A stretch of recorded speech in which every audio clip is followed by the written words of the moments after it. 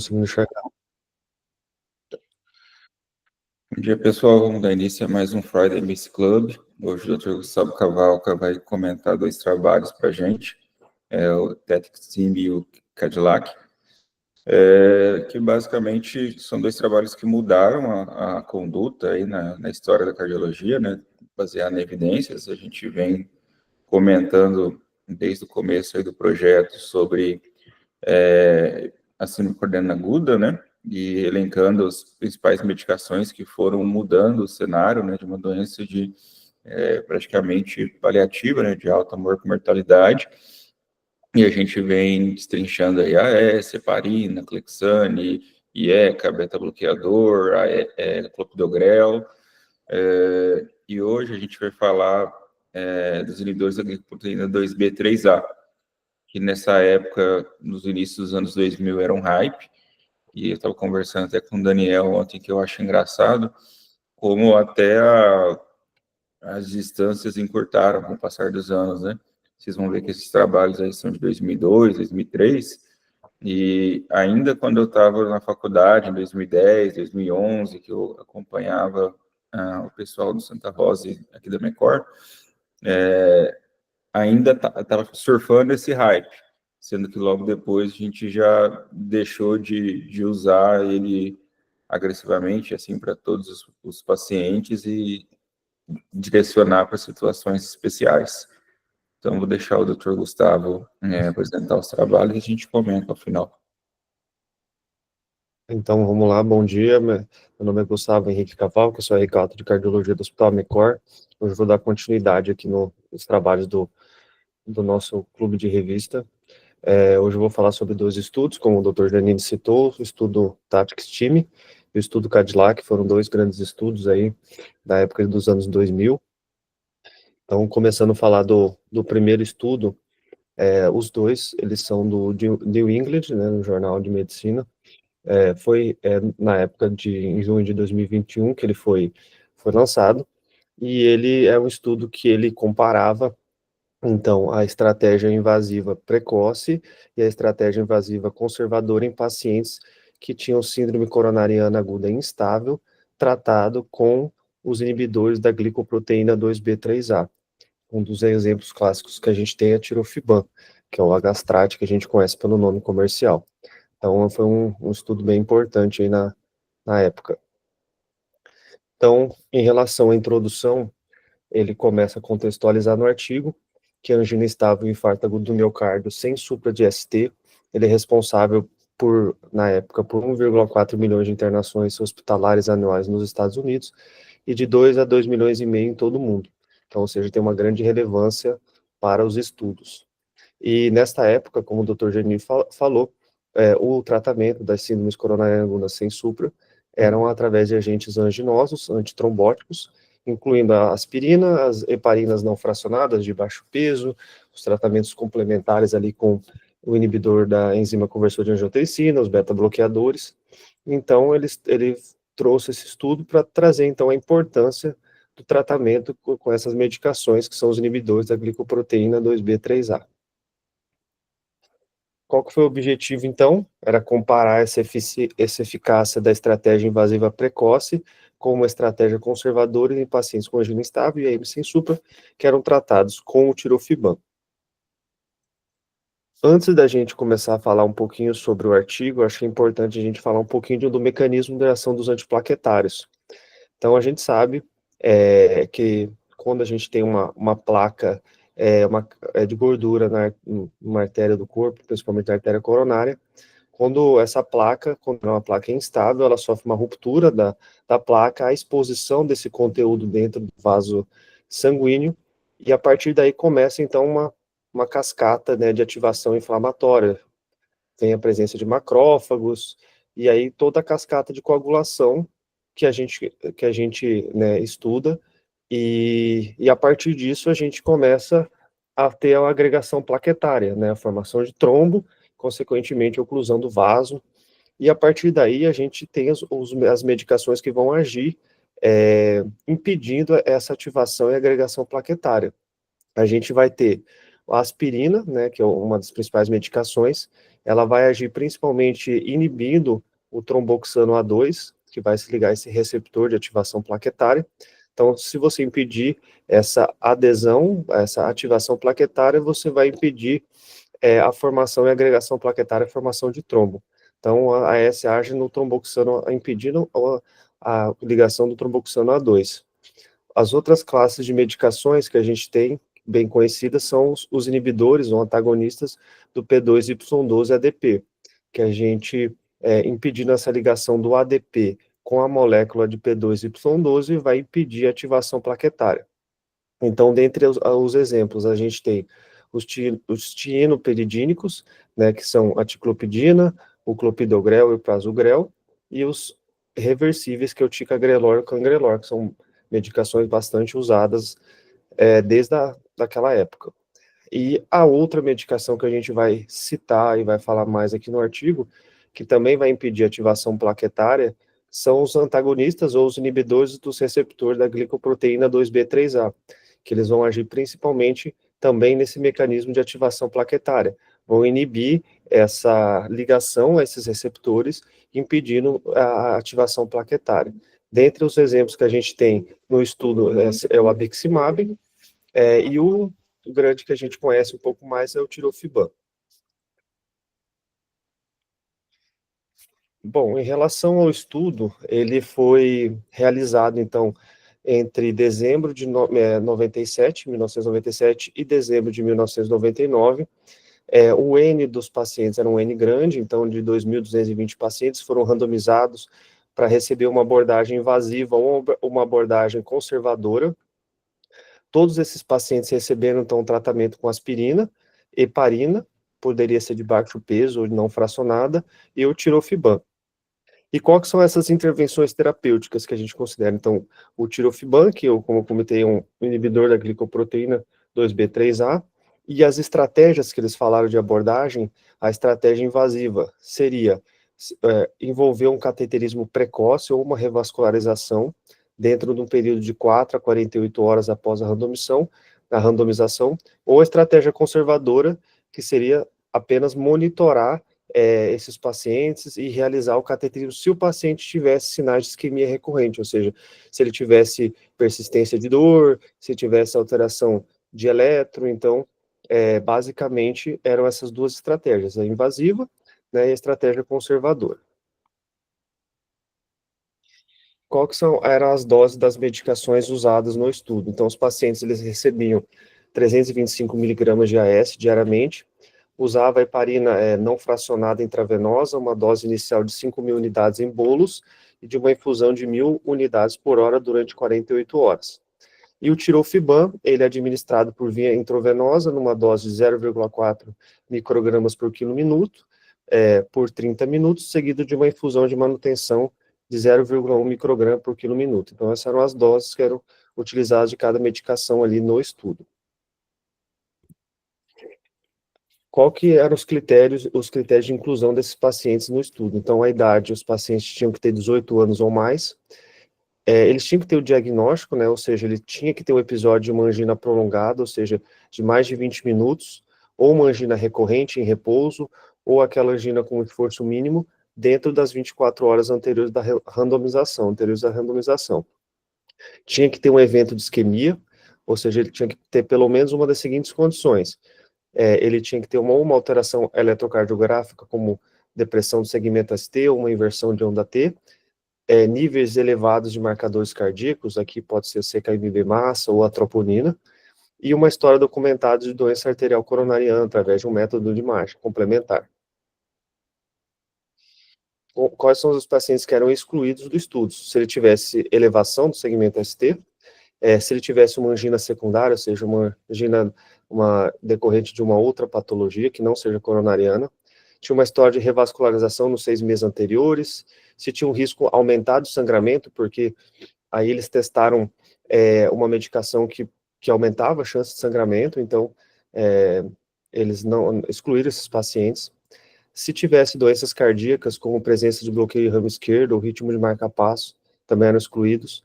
Se tinha uma EC grave ou um choque cardiogênico, aqui ele traz que o choque cardiogênico, aqueles pacientes que estavam internados às vezes em unidade de terapia intensiva, que estavam dependentes de medicações inotrópicas, né, drogas vasoativas, então eram excluídos. Se ele tivesse doenças sistêmicas graves, se tivesse nível de creatinina superior a 2,5, se tivesse participação em outros estudos, ou se tivesse usando anticoagulantes, principalmente a varfarina, por mais de 3 dias antes da inclusão.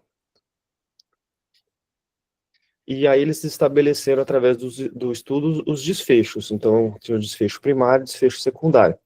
O desfecho primário, então, ele incluiu morte, inclusive morte por todas as causas, infarto do miocárdio não fatal e uma rehospitalização por uma síndrome coronariana em 6 meses. Os desfechos secundários, eles estabeleceram como eventos isquêmicos, que ele coloca como se fosse uma angina recorrente, ou evidências eletrocardiográficas de isquemia, como eu falei, inversão de onda T, estabilidade elétrica.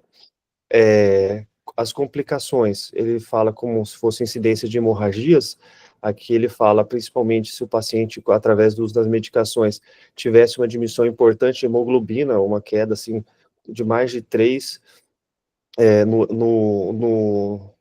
na hemoglobina, ou uma necessidade de transfusão. Então, lembrando que essa era uma coisa que na época eles não se preocupavam muito com a questão do sangramento. E a qualidade de vida dos pacientes.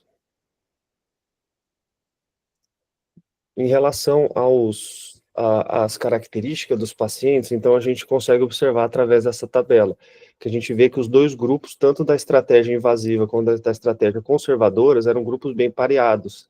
A gente viu que a média de idade dos dois é de 62 anos, ou seja, eram pacientes já da terceira idade, né, um paciente um pouco mais idosos.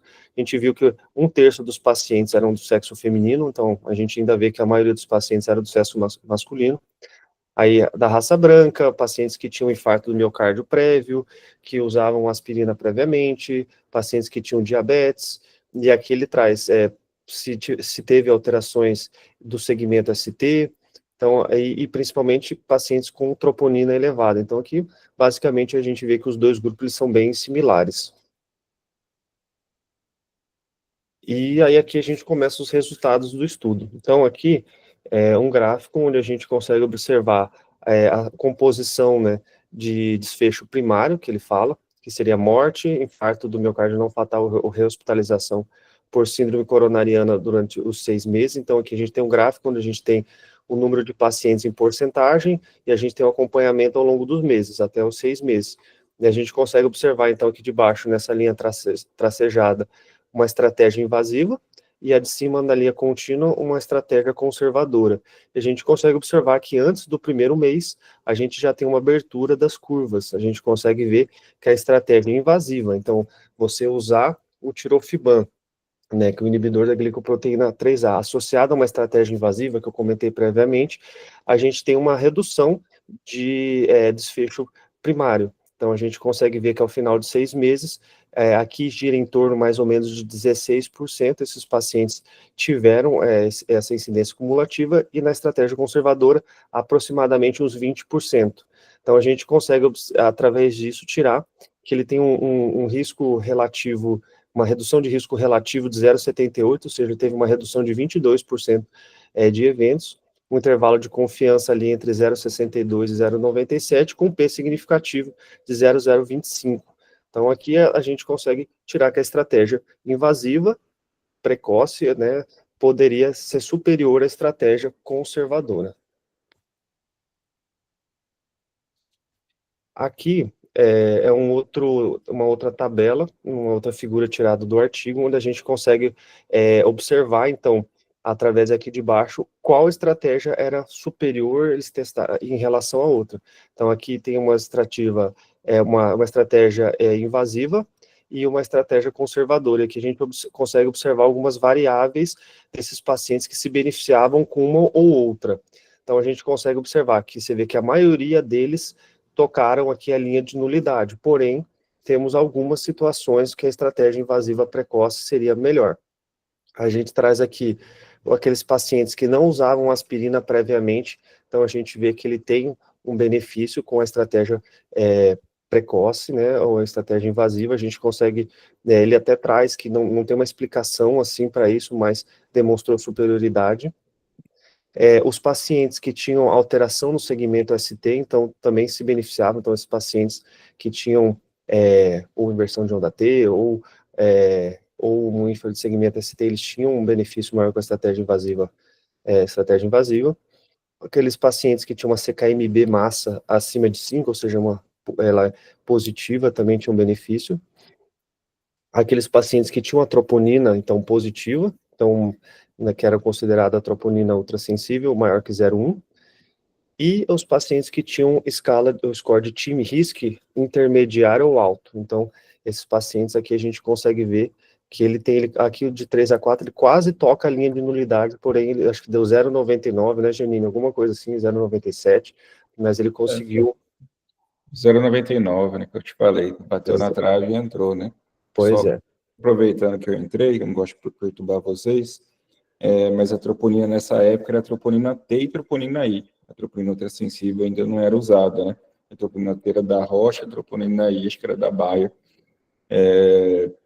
E aí é uma troponina que não era sensível, de forma que a gente acabava tendo, quando a gente mudou para a troponina sensível, essa percepção que muita angina estável que a gente tinha antigamente, na verdade, já era um infarto se usasse as troponinas de hoje em dia. Beleza. Então, aqui a gente conseguiu tirar algumas situações que depois, na conclusão, vai ser interessante. Então, a gente vê os pacientes se beneficiavam quando eles eram de intermediário para alto risco, quando eles tinham troponina positiva, quando eles tinham alteração do segmento ST. Aqui, a gente, também uma tabela que a gente traz, aqui ele traz da estratégia invasiva precoce e da estratégia conservadora, e eles traz o desfecho primário. Então, aqui ele coloca em até 30 dias e em até 6 meses. E aqui a gente consegue observar que em todas as situações, tirando morte por todas as causas, a estratégia invasiva, né, foi superior à estratégia conservadora. A gente consegue ver que por infarto, né, não fatal, a gente tem um P significativo de 0,02. Então, a gente vê que a estratégia invasiva ela é superior à estratégia conservadora.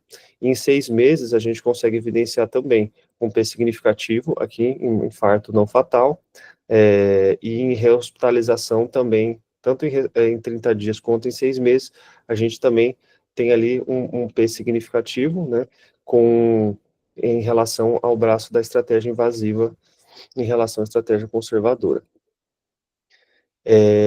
Os desfechos secundários, que a gente citou no começo, em relação à isquemia recorrente.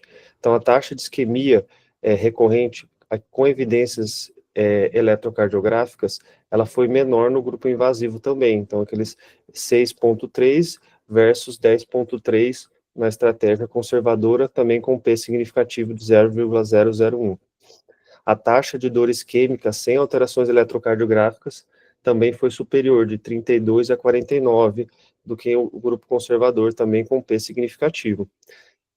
E a incidência de complicações com hemorragias, e aí foi maior no grupo invasivo, né, que é um pouco mais óbvio, em relação ao grupo que não fez, não passou por angioplastia ou cateterismo, ele foi superior também com P significativo. Então, o que a gente pode tirar de conclusão desse primeiro artigo? Então, a gente citou ali que a implementação de uma estratégia invasiva precoce, em combinação com o uso do tirofiban, demonstrou ser superior em termos de redução de eventos cardíacos graves, como a gente falou, os desfechos primários, em relação a uma abordagem conservadora. Isso a gente observou naqueles gráficos. O estudo também sugeriu que a estratificação de risco utilizando marcadores como a troponina T, com níveis elevados, obtiveram maior benefício com a estratégia invasiva precoce. Então, ou seja, uma coisa muito importante também que a gente tirou de conclusão do estudo. Pacientes com de alto risco, que tinham aquele time risco intermediário elevado, obtiveram maior benefício com a estratégia invasiva precoce, que foi demonstrado, e o tratamento precoce com tirofiban, heparina e aspirina também demonstrou reduzir a incidência de trombo coronariano, melhora do fluxo sanguíneo, aquele fluxo TIMI que a gente vê no cateterismo. Quer comentar isso aqui, Julinho? Beleza. Parabéns, Gustavo, pela apresentação. Acho que foi bem apresentado, didático, a apresentação também do mecanismo de ação dos antiagregantes aí foi perfeito. Cara, quanto a esse trabalho, o que eu acho interessante trazer para vocês é que hoje, como vocês aprenderam, parece surreal, parece outra realidade a gente falar e não estratificar o paciente com infarto. Mas, basicamente, até começo dos anos 2000, e como eu falei aqui no Brasil, talvez até um pouco depois, era bastante comum, o paciente vinha com uma dor típica, alteração de eletro, alteração de marcador, né? Esse trabalho ainda foi importante porque firmou a importância da dosagem da troponina, na época, a troponina T, né, e a troponina I. Então, era comum o paciente chegava, era um infarto sem supra, o que eles faziam? Entupia o paciente de antiagregante, anticoagulante, inibidor de peroxítono 12, para, de certa forma, tentar dissolver alguma parte daquele trombo, estabilizar a placa e observar como ia ficar, se o paciente não voltasse a ter dor, se não alterasse mais troponina, não alterasse eletro. Depois de 5, 7 dias, esse paciente ia de alta para casa. Sendo que hoje, o que vocês vê na prática de vocês? O paciente chega, em todo infarto sem supra, via de regra, é cateado, né? Vai para o CAT. A gente só avalia ali se vai mandar para o CAT no mesmo dia, no dia seguinte, em 48 horas, mas acredito que seja irrisório na cabeça de vocês liberar um paciente com infarto sem supra para casa, né? Então, esse trabalho ele veio para mostrar exatamente isso. Antes desse trabalho, não existia essa evidência. Eles acreditavam que se o paciente ficasse estável, poderia ir para casa, o que ele mostrou que não. Que esse paciente deveria ser estratificado, de preferência invasivamente, e os grupos que tinham um risco mais elevado, né? Então, o time RISC, que foi usado na época, não tinha da Grace, não tinha Heart, não tinha outros scores, né? Além da troponina positiva, alteração de eletro, marcadores de alto risco, então tiveram benefício nesse cateterismo antes de 48 horas, né? Então, o tratamento foi randomizado, todos os pacientes admitidos foram levados à conclusão, o segmento foi completo, seguiu a análise do intent to treat, só a condição certa que não foi contemplada, né? Porque quem foi para a estratégia invasiva, a gente não teve aquele cegamento de mandar a pessoa para o CAT e ficar lá só olhando e falar para saber se fez ou não fez o procedimento, né? Igual foi no órbita, na verdade, quem foi para o CAT sabia que foi para o CAT, quem não foi sabia que foi estratégia conservadora, né? Os grupos eram similares, como o Gustavo mostrou na tabela 1, e além da intervenção experimental, todos eles foram tratados, como o Gustavo falou, com AS, com clopidogrel, com tirofiban, né, com IEC e beta-bloqueador. Os resultados são aplicados aos nossos pacientes por conta disso que eu falei. A partir disso, a diretriz americana na época, né, acabou mudando a conduta e passando a sugerir fazer a cineangicoronariografia de regra para todos os pacientes com infarto sem supra, conforme a estratificação de risco, né? E todos os benefícios, então, foram relevantes e, obviamente, como o Gustavo mostrou, uma redução de risco de 22%, trazendo um benefício maior que o risco, né? Uma outra coisa que eu achei interessante desse trabalho, a gente vai ressaltar no próximo, é que, assim, hoje a gente vive uma época onde a gente, lógico, quer prevenir evento trombótico, mas a gente tem muito medo de sangramento, né? Então, tem a escala Bar, que ao ponto de, às vezes, quando o paciente chega aqui com uma anemia grave, tipo 7 de HB, eventualmente até antes de angioplastar o paciente, a gente faz uma endoscopia, uma colono, para ver se esse paciente tem algum sangramento ativo, para não correr o risco desse paciente sangrar com um mês e a gente tem que suspender a anticoagulação, entendeu? E naquela época, a impressão que eu tenho, e lendo os trabalhos, eu não vivi aquela época, entrei na faculdade em 2009, que as pessoas não ligavam tanto para o sangramento, desde que tivesse um benefício de redução de desfecho arteriotrombótico, entendeu? Então, você vê que precisava cair 5 pontos de HB para eles considerarem um sangramento significativo. Então, para eles importava mais o desfecho líquido na época, né, o NACE, né, que a gente fala, que é você pegar a redução do desfecho composto de morte cardiovascular e infarto, e se isso for maior do que o sangramento, ótimo. A estratégia compensa e entupir o paciente de antiagregante, anticoagulante, para estabilizar essa placa. Nath está aí, quer comentar alguma coisa, Nath? Tô aqui, tranquilo, gente. Acho que você falou tudo. Alguns residentes querem perguntar alguma coisa ou podemos passar para o próximo? É difícil, Gustavo. Beleza, vamos lá. Bom, o próximo artigo que a gente vai comentar aqui também, ele é do New England, Jornal de Medicina, em março de 2002. Então, aqui nesse segundo artigo, a gente vai comparar, então, a angioplastia com stent, com ou sem o uso do abiximab, que é o inibidor da glicoproteína 2B3A, no infarto agudo do miocárdio. Então, aqui já temos uma outra, que é o estudo Cadillac.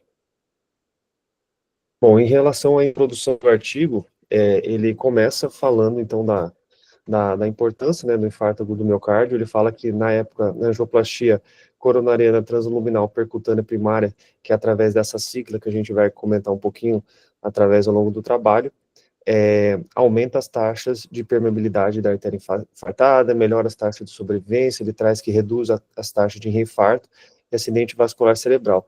Lembrar que, na época, a angioplastia primária, percutânea, era através da angioplastia com balão. Então ele traz essa introdução, mas ele fala que alguns eventos aumentavam dentro do primeiro mês. Então, a gente via que ele tinha um aumento da isquemia em torno de 10% a 15%, tinha um reinfarto entre 3% a 5%, uma chance de reestenose tardia de até 50%. Isso gerava aumento de custo, aumento de mortalidade. Então, através disso, eles passaram a ver qual que seria a melhor estratégia de reperfusão nos pacientes. Aqui ele traz os pacientes de AM, infarto agudo do miocárdio com supra do segmento ST. Então, a gente vê qual que seria a melhor estratégia de reperfusão. Então, o objetivo, então, do estudo, do artigo, era determinar se o uso de stents e inibidores da glicoproteína 2B3A, como o abixibab, melhora os resultados dos pacientes de AM com supra. Bom, em relação aos dados do estudo, então ele foi um ensaio clínico multicêntrico, prospectivo, randomizado, com desenho fatorial de 2:2, foi realizado entre novembro de 97 e setembro de 1999, também tinha um N de pacientes bem grande, então de 2.082 pacientes, com infarto agudo do miocárdio. Eles foram randomizados em 4 grupos, angioplastia, né, angioplastia com balão isoladamente, balão associado ao biximab, angioplastia com stent isoladamente, e angioplastia com stent associado ao biximab. Então, eles testaram as duas situações, isoladamente e associação com a medicação. E em relação às doses das medicações que eles utilizavam antes desses pacientes serem submetidos ao cateterismo. Então, uma dose de aspirina de 324 miligramas por via oral, o inibidor de P2Y12 ou a ticlopidina era de 500 miligramas por via oral, ou o clopidogrel de 300 miligramas por via oral. A heparina, eles faziam bolos de 5.000 unidades, e utilizavam a biximab, a dose da biximab. O bolos inicial era de 0,25 miligramas por quilo de peso, né, corporal, uma infusão contínua de 0,125 microgramas por quilo minuto durante as 12 horas. Então, essas eram as doses que eram utilizadas para os pacientes que chegavam antes da intervenção. E após a intervenção, os pacientes recebiam uma dose de 325 miligramas de aspirina diariamente, da ticlopidina, 250 miligramas 2 vezes ao dia, ou 75 miligramas de clopidogrel. Além disso, usava os beta-bloqueadores e os inibidores da enzima conversora de angiotensina. Então, essas eram as doses das medicações, basicamente, antes e após a intervenção. Os critérios de inclusão dos pacientes nesse estudo, então, eram pacientes com mais de 18 anos, que tinham sintomas de infarto agudo do miocárdio de 30 minutos em até 12 horas, né, que a gente viu nos artigos anteriores, né, que era o limite. e elevação do segmento ST em 2 derivações contidas ou um bloqueio de ramo esquerdo. Então, esses eram os critérios de inclusão dos pacientes. Os critérios de exclusão eram pacientes também que em choque cardiogênico, né, então com uso de drogas vasoativas, endotrópicos eram excluídos, história de diátese hemorrágica, se tinha alergia a algum medicamento do estudo, se teve uma cirurgia grande nas últimas 6 semanas, se tinha um histórico de sangramento gastrointestinal geniturinário nos 6 meses anteriores, se teve algum evento cerebrovascular grave, incapacitante, também era excluído, se recebeu recentemente um agente trombolítico, que ele não fala mais ou menos do tempo, mas se tinha recebido recentemente, se tinha uma doença não cardíaca associada a uma expectativa de vida inferior a 1 ano, ele não era incluído no estudo, se estava participando de algum outro estudo. E aí eles estipularam também os desfechos. Então, o desfecho primário, então era morte por qualquer causa, né, por todas as causas, reinfarto, AVE incapacitante e revascularização da artéria cometida por isquemia durante os primeiros 6 meses. Então, esses eram os desfechos primários. Aqui, a mesma coisa em relação ao artigo anterior, a gente vê que os grupos eram bem distribuídos, então uma média de 520 pacientes em cada grupo. Então, aqui é angioplastia com balão com o abiximab, stent e o stent com abiximab. Então, a gente consegue ver através dessa tabela que também eram pacientes com uma faixa etária ali em torno de 60 anos, eram principalmente pacientes de sexo masculinos, eles tinham comorbidades, eram pacientes diabéticos, hipertensos, dislipidêmicos, que tinham uso de cigarro, que tinha infarto prévio, que tinha um KILIP maior ou igual a 2, então eram pacientes um pouco mais graves, que tinham, então contemplou pacientes com alto risco cardiovascular. E aí, aqui é aquela tabela que ele mostrou, então, esses desfechos em até 30 dias e em 6 meses, que era cumulativo. E ele pegou cada um desses grupos, então ele acompanhou esses pacientes, e ele viu que aqueles pacientes que tinham, ele tinha que o uso do abiximab associado ao balão ou associado ao stent com um P significativo, a gente vê que os pacientes que utilizaram stent com abiximab, eles tinham uma revascularização do alvo isquêmico com um P significativo, ele foi muito menor nos pacientes que utilizavam stent com abiximab. Então, a gente consegue ver que a maioria dos endpoints, né, dos desfechos primários, ele era superior, ele tinha uma menor porcentagem em relação ao stent associado ao abiximab. A gente consegue ver que até em relação de trombose, que ele fala subaguda, que não teve eventos. No estudo cumulativo em 6 meses, que eles acompanhavam os pacientes, a gente conseguiu ver que a composição do desfecho primário, ele foi estatisticamente significativo, ele foi muito menor naqueles pacientes, resumidamente, que utilizavam o stent com abiximab em relação aos outros. Então, a gente consegue ver, então, através dessa tabela, que ele foi superior aos outros. Aqui é a mesma coisa, ele colocou de um lado que favorecia o stent e o que favorecia a angioplastia com balão. Então, a gente consegue ver que a maioria dos grupos aqui, nessas variáveis, ele tinha um benefício, então, praticamente quase todos que o stent foi melhor. Alguns acabavam cruzando a linha aqui de nulidade, mas a gente conseguiu observar que a maioria deles, né, que ele traz até em porcentagem, em comparação ao outro, e a maioria também com P significativo, demonstrando que o stent seria superior à angioplastia com balão. Então, o que a gente concluiu, né, nesse trabalho? Que a angioplastia com implante de stents, com ou sem adição de abiximab, redução em melhores desfechos clínicos ali cardiovasculares em comparação à angioplastia com balão isoladamente. A evidência sugere que a angioplastia com stents deve ser considerada estratégia de reperfusão padrão, então a gente viu que ele é superior em relação dado o seu impacto positivo na redução de complicações, principalmente como a revascularização, ou seja, a abertura daquela artéria-alvo. O estudo também evidencia que o uso rotineiro do abiximab em pacientes submetidos à angioplastia com stent, ele não trouxe benefícios adicionais. Então, restringindo o seu uso a situações, principalmente pacientes com alta carga trombótica. Então, a gente vê que principalmente o tirofiban, essas medicações, atualmente a gente usa muito para aqueles pacientes que têm uma alta carga trombótica dentro da artéria coronária principal.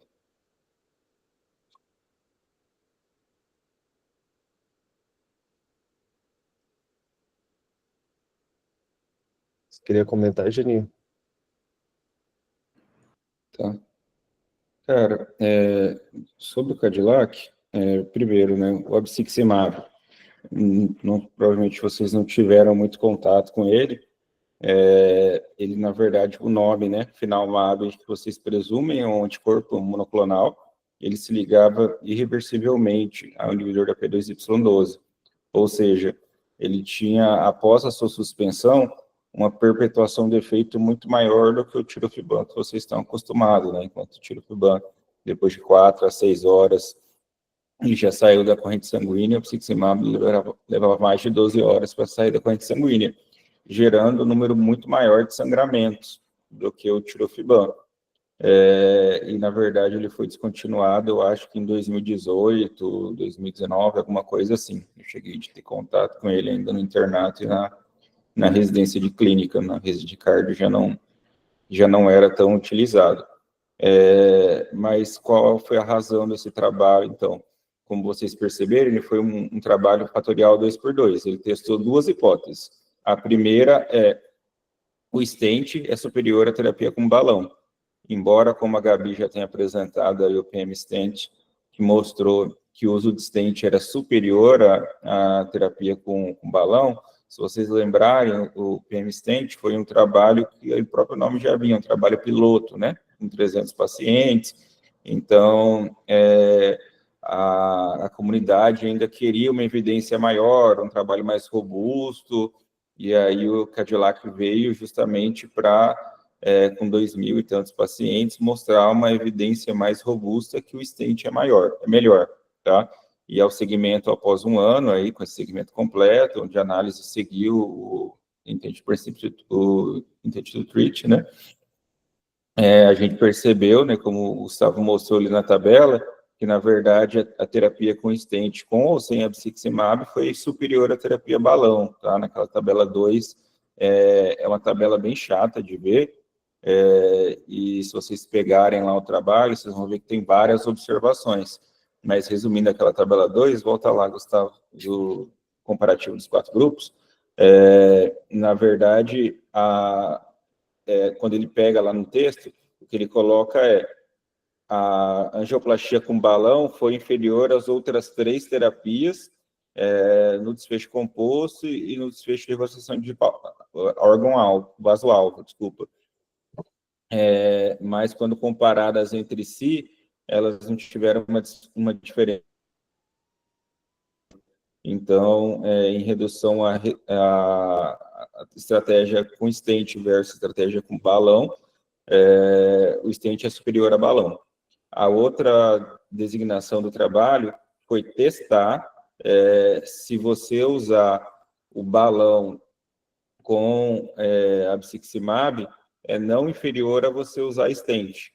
Então, quando ele fazia essa comparação, por isso que vocês estão vendo em vários resultados, tem cruzinha, um P, são várias observações nisso que a gente só consegue ver no corpo do texto, mas ele coloca que, e aí é até uma coisa que às vezes é difícil para entender, mas como é um estudo de não inferioridade, quando ele é positivo, não é que ele é melhor, mas você usar o abciximab com balão, ou ele é não inferior a você colocar stent. Então, assim, se você não tem um stent à disposição, você pode fazer o uso de balão mais abciximab, que mostrou a mesma tendência, a redução de reinfarto, de isquemia, sem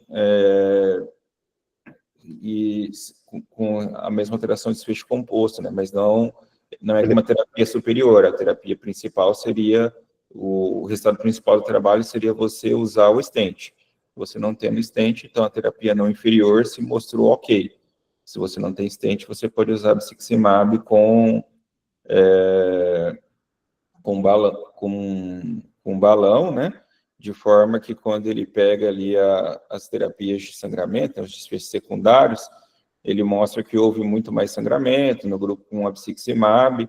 Então, a conclusão do trabalho é essa, que embora você reduza eventos trombóticos, foi à custa de aumento de sangramento.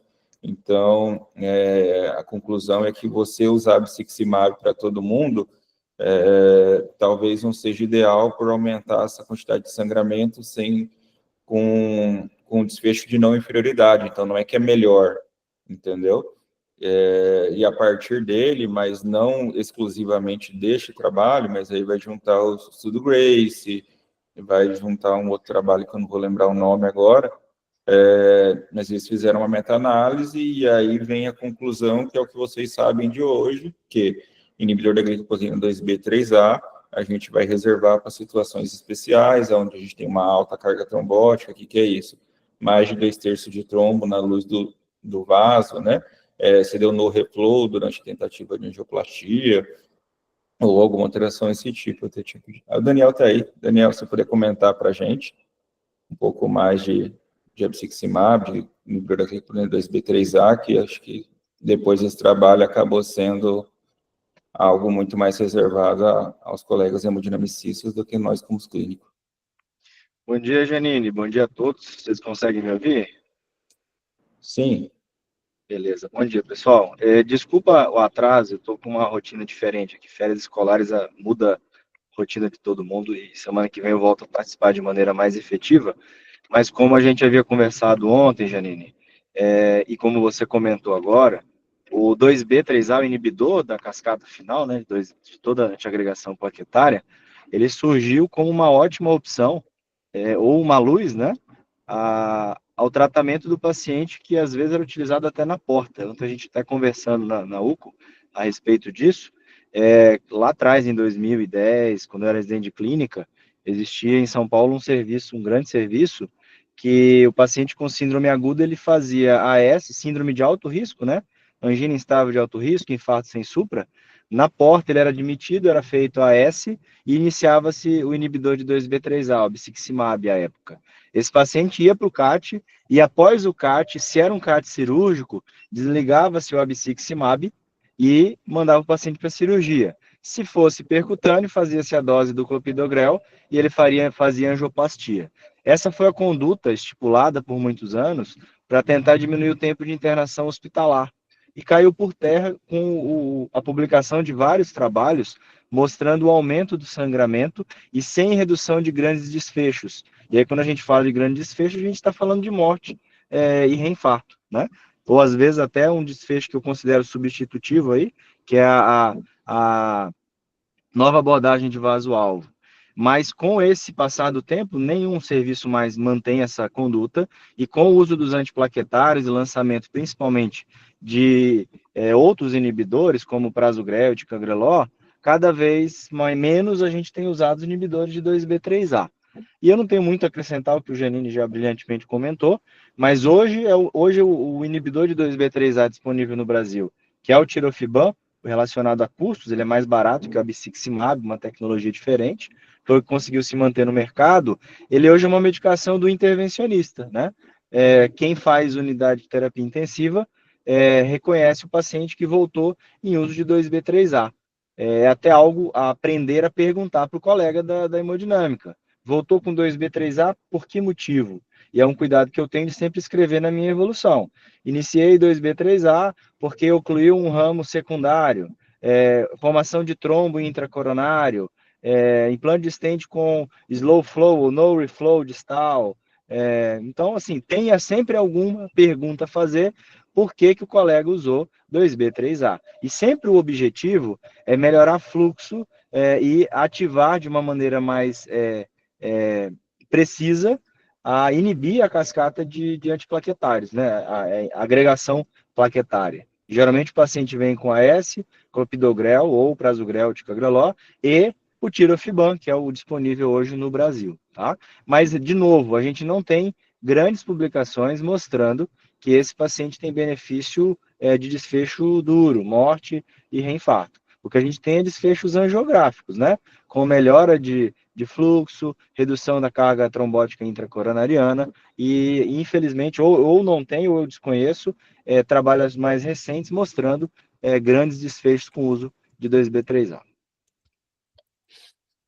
Acho que é isso, Genene, de forma prática, né? Obrigado, Daniel.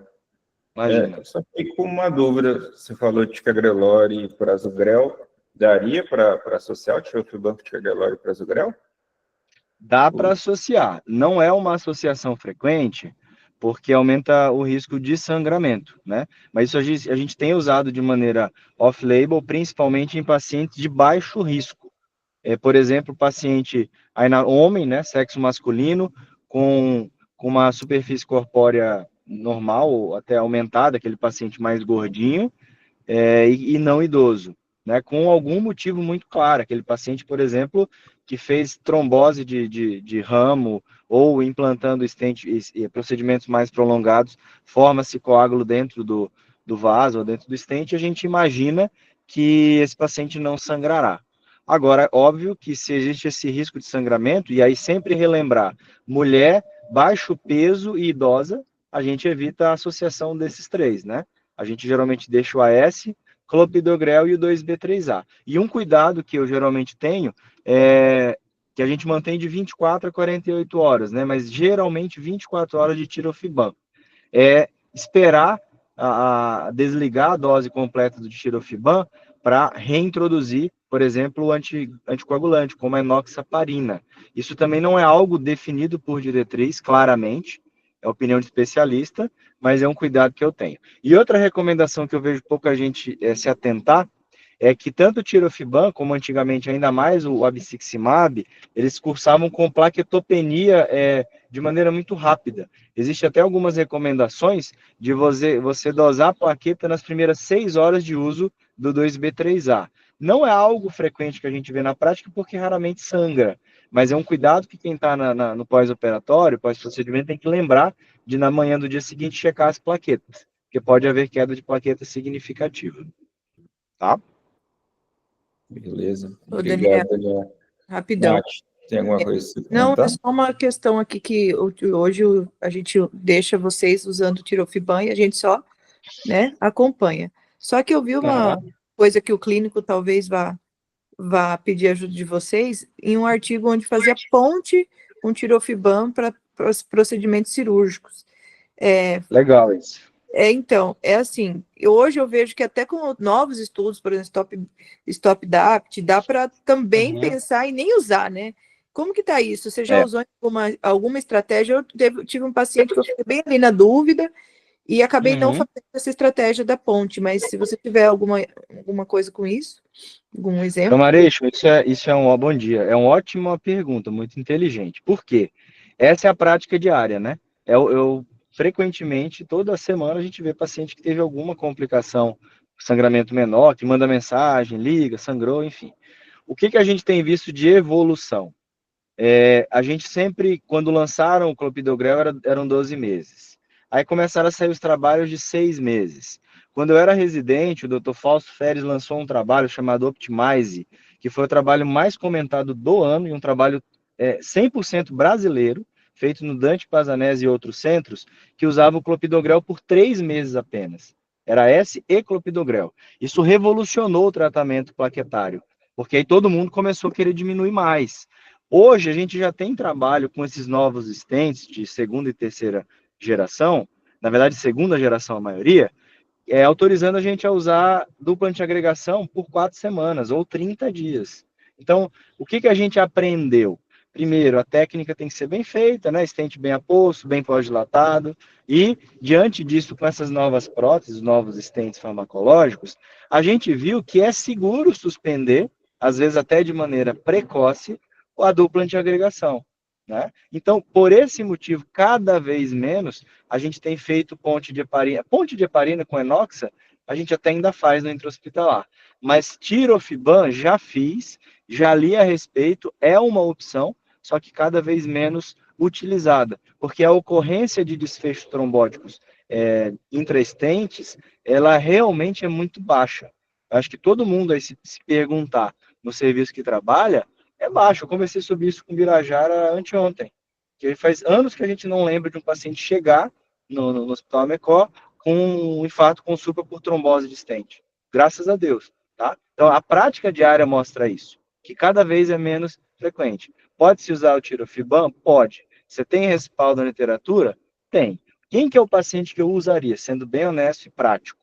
É aquele paciente que implantou 5 stents farmacológicos com uma bifurcação, faz 3 dias que ele implantou o stent e teve alguma complicação não cardiológica que precisará ser operado, tá? É raro ter esse paciente, né? Graças a Deus, não é frequente. E ainda assim você fazer uma ponte de... Acontece, né?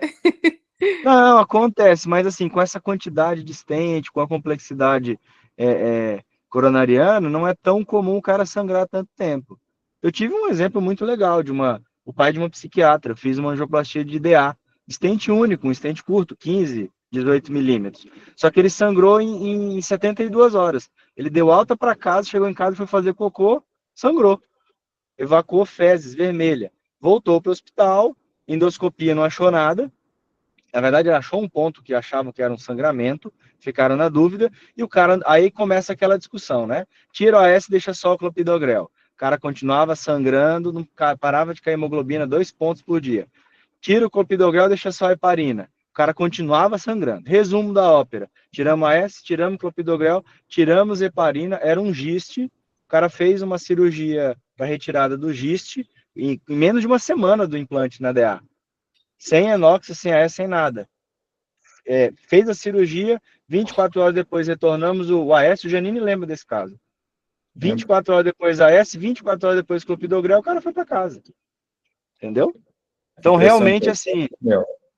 Então, A impressão que eu tenho, lendo esses trabalhos tipo Lodestar, com técnica de Ibus e OCT, é que talvez essa trombose de stent, ela era muito overdiagnose, né? Por talvez má implantação do stent, né? Acho que hoje vocês, com mão cada vez melhor, melhorou a técnica, né? Melhor desses dispositivos, a gente vê que o stent cada vez está melhor implantado e talvez isso acho que tem contribuindo mais para a redução de trombose aguda de stent do que propriamente ticagrelor, prasugrel. Não sei, pelo menos a minha sensação de às vezes ficar mais tranquilo de usar clopidogrel e não tipo ticagrelor e prasugrel assim a rodo, como é fora do Brasil, por saber que esses stents estão bem implantados. Eu acho que é um aprendizado, né, Janine? É uma curva de aprendizado. Stent, a técnica, o antiplaquetário, a gente vai aprendendo. Antes a gente tinha muito medo de trombose. Hoje a gente tem menos medo da trombose e mais medo do sangramento. E o sangramento é uma prática diária, infelizmente. Estou agora com o paciente internado, aguardando o TAV e hemoglobina de 6. Difícil, né? 87 anos. Então, a gente, tudo que envolve sangramento, a gente procura respostas, e realmente é um manejo bem complicado. Mas discussão riquíssima, viu? Só peço desculpas por não ter entrado antes, que eu realmente estou com a rotina esperada aqui. Que isso, contribuiu bastante. Nath, quer apontar mais alguma coisa de sua prática? Não, tranquilo, é que como eu sou clínica, né, então, consultório, e trabalho em serviço oncológico, rapaz, eu pego uns casos que meu cabelo fica em pé. Esse dia eu peguei um caso também, Daniel, de um paciente que sangrou horrores no pós-angioplastia e deixou sem nada, assim, sabe? Depois de uma semana, não tinha como. É isso aí. E tá bem, sabe? E tá bem. Esse que é o negócio. A gente tem visto isso acontecer, né? Tem visto a gente ficar com nada e o cara vai bem, né? É interessante. Eu fiz agora, mês retrasado, uma paciente que fiz uma DA-DG, a mulher foi para casa, 30 dias depois caiu no banheiro. Fratura de fêmur. Internou em outro hospital, o colega me ligou, a gente discutiu a respeito, tirou a S, tirou o clopidogrel, ficou só com ponto de heparina, suspendeu a heparina 12 horas antes, fez tudo bonitinho, foi para o intraoperatório, cirurgia rápida, cirurgião bom de mão, fez o quadril, 24 horas, chocou na UTI e morreu por choque hipovolêmico. Sem AS, sem clopidogrel, 12 horas sem heparina.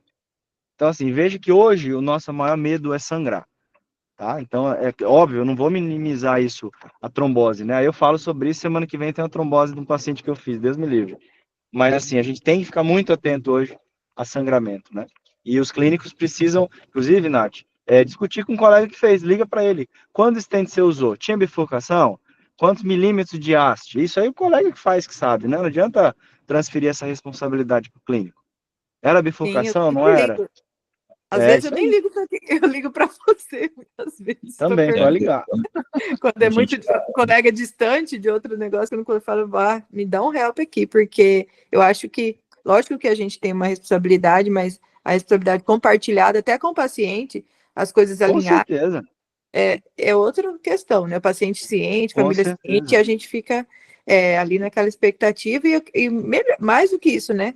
O acompanhamento de perto, né, Daniel? Acho que dos casos Com que eu peguei, certeza. assim, de oncológico, que precisou tirar, graças a Deus evoluindo super bem, depois E resolveu a questão.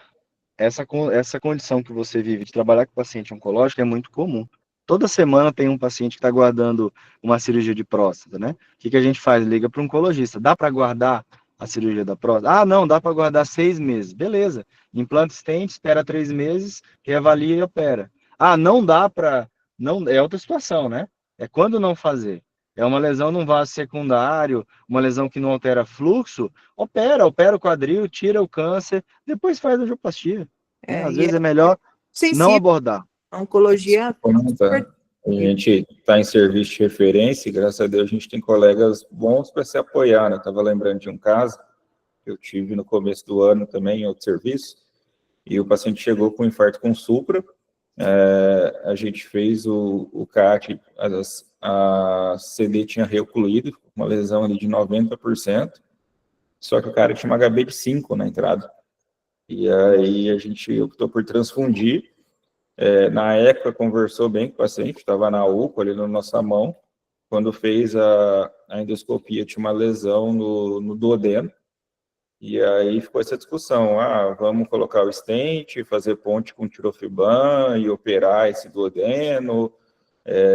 Na época eu tinha um cirurgião bem ponta firme, que é o Manuel, né? Ele falou, cara, por mim eu até opero com a esclopidogrel, Matt Fischer, não tem problema e tal.